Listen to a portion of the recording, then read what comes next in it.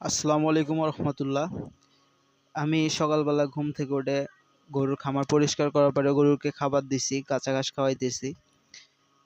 কাঁচা ঘাসের ভিডিওটা শেয়ার করার মূল কারণ হতেছে যে আজকে যারা আমরা খামার করতে চাচ্ছি, আসলে খামার কিন্তু ভাই করব এইটা ভেবে লাভ নাই, শুরু করে দেন। আসলে খামারটা করতে কিন্তু সময় লাগবে, একদিন দুই দিনে খামার হবে না। আপনি করব বলতে বলতে আপনার দেখবেন যে অনেক লং টাইম সময় পার হয়ে গেছে।